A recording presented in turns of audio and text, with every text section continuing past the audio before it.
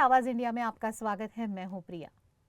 प्रधानमंत्री नरेंद्र मोदी ने आज मन की बात कार्यक्रम के 121वें एपिसोड के जरिए देश को संबोधित किया। इस दौरान उन्होंने पहलगाम हमले पर चर्चा की और पीड़ित परिवारों को न्याय का भरोसा दिलाया है। पीएम मोदी ने कहा कि आज मैं जब आपसे मन की बात कह रहा हूं तो मन में गहरी पीड़ा है। 22 अप्रैल को पहलगाम में हुई आतंकी वारदात ने देश के हर नागरिक को दुख पहुंचाया है। पीड़ित परिवारों के लिए हर भारतीय के मन में संवेदना है। पीएम मोदी ने आगे कहा कि हर भारतीय, चाहे वो किसी भी धर्म का हो, कोई भी भाषा बोलता हो, उन लोगों के दर्द को महसूस कर सकता है जिन्होंने इस हमले में अपने परिजनों को खोया है। मुझे उनके दुख और दर्द का एहसास है। आज हर भारतीय का खून आतंकी हमले की तस्वीरें देखकर खौल रहा है। पीएम मोदी ने मन की बात कार्यक्रम में कहा कि पहलगाम हमला आतंकी सरपरस्तों की हताशा और कायरता को उजागर करता है।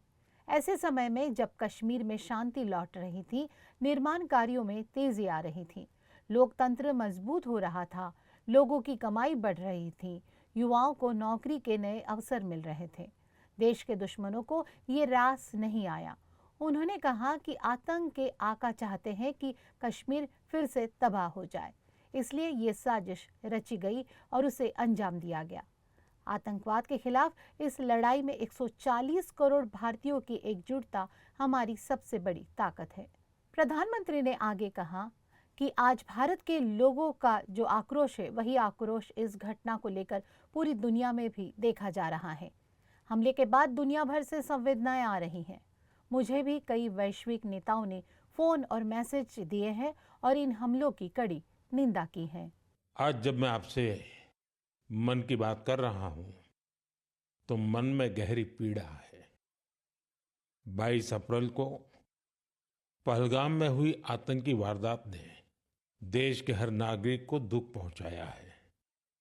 पीड़ित परिवारों के प्रति हर भारतीय के मन में गहरी संवेदना है।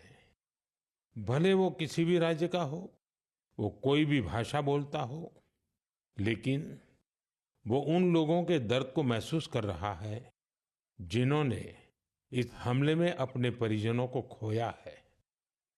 मुझे एहसास है हर भारतीय का खून आतंकी हमले की तस्वीरों को देखकर खौल रहा है। पहलगाम में हुआ ये हमला आतंक के सरपरस्तों की हताशा को दिखाता है, उनकी कायरता को दिखाता है। ऐसे समय में जब कश्मीर में शांति लौट रही थी, स्कूल कॉलेजों में एक वाइब्रेंसी थी, निर्माण कार्यों में अभूतपूर्व गति आई थी, लोकतंत्र मजबूत हो रहा था, पर्यटकों की संख्या में रिकॉर्ड बढ़ोतरी हो रही थी, लोगों की कमाई बढ़ रही थी, युवाओं के लिए नए अवसर तैयार हो रहे थे, देश के दुश्मनों को, जम्मू कश्मीर के दुश्मनों को ये रास नहीं आया। आतंकी और आतंक के आका चाहते हैं कश्मीर फिर से तबाह हो जाए और इसलिए इतनी बड़ी साजिश को अंजाम दिया। आतंकवाद के खिलाफ इस युद्ध में देश की एकता, 140 करोड़ भारतीयों की एकजुटता हमारी सबसे बड़ी ताकत है। यही एकता आतंकवाद के खिलाफ हमारी निर्णायक लड़ाई का आधार है। हमें देश के सामने आई इस चुनौती का सामना करने के लिए अपने संकल्पों को मजबूत करना है। हमें एक राष्ट्र के रूप में दृढ़ इच्छा शक्ति का प्रदर्शन करना है। आज दुनिया देख रही है, इस आतंकी हमले के बाद पूरा देश एक स्वर में बोल रहा है। साथियों, भारत के हम लोगों में जो आक्रोश है, वो आक्रोश पूरी दुनिया में है। इस आतंकी हमले के बाद लगातार दुनिया भर से संवेदनाएं आ रही हैं। मुझे भी ग्लोबल लीडर्स ने फोन किए हैं, पत्र लिखे हैं, संदेश भेजे हैं। इस जघन्य तरीके से किए गए आतंकी हमले की सबने कठोर निंदा की है।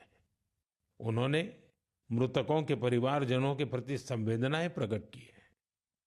पूरा विश्व आतंकवाद के खिलाफ हमारी लड़ाई में 140 करोड़ भारतीयों के साथ खड़ा है।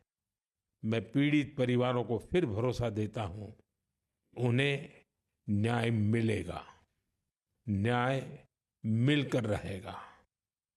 इस हमले के दोषियों और साजिश रचने वालों को कठोरतम जवाब दिया